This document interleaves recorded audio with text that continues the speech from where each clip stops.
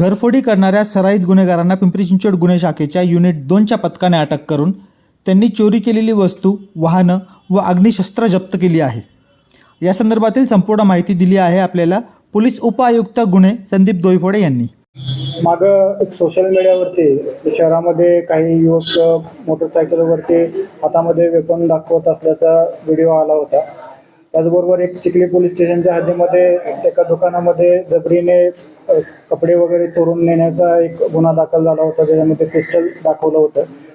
अशा प्रकारच्या गुन्ह्याचा तपास गुन्हे शाखेच्या वतीनं समांतर रीतीने सुरू होता। त्याच्यामध्ये आमच्या दरोडा विरोधी पथकानं 2 आरोपी मेजर जे आहेत त्यामध्ये निष्पन्न केले होते। एक तर सुशील गोरे नावाचा आरोपी आहे आणि दुसरा त्याचा साथीदार कनसे नावाचा आरोपी आहे। या दोघांच्याकडे केलेल्या तपासामध्ये त्यांनी जवळजवळ 14 ठिकाणी घरफोड्या केल्याचं निष्पन्न झालं आहे। त्याचबरोबर 8 मोटरसायकल चोरलेल्या त्यांनी तपासामध्ये माहिती दिलेली आहे।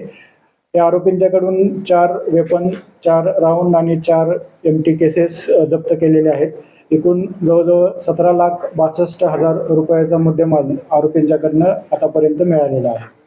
नेमकं चोरी करण्याचा नेमका उद्देश काय असायचा, कशा पद्धतीची चोरी करायची? त्याच्यामध्ये 2 प्रकारच्या चोऱ्या त्याच्याकडे सध्या दिसून येतात। एक तर घरफोडीच्या चोऱ्या आहेत आणि दुसऱ्या मोटरसायकलच्या चोऱ्या आहेत। आणि एक मगाशी मी जसं सांगितलं त्याप्रमाणे चिखली पोलीस स्टेशनच्या हद्दीमध्ये दुकानदाराला शस्त्राचा धाक दाखवून कपडे चोरीचा, म्हणजे हे सर्व पैसे म्हणजे चैनी करण्यासाठी वगैरे अशा उद्देशानंच ते हे सर्व प्रॉपर्टी ऑफेन्सेस करत आहेत, हे असं दिसून आलेलं आहे। जे आरोपी आहेत त्यांचं नेमकं भूतकाळ काय आहे, उच्च शिक्षित आहेत की रेकॉर्डवरचे? याच्यामधला जो मेन आरोपी आहे सुशील उर्फ बारक्या गोरे, हा जुएनाइन असल्यापासून सक्रिय आहे आणि त्याच्यावरती पूर्वी सुद्धा अनेक गंभीर स्वरूपाचे गुन्हे दाखल आहेत आणि एकंदरीतच त्यांची पार्श्वभूमी ही थोडी गुन्हेगारीकडे झुकल्याचे दिसून येते।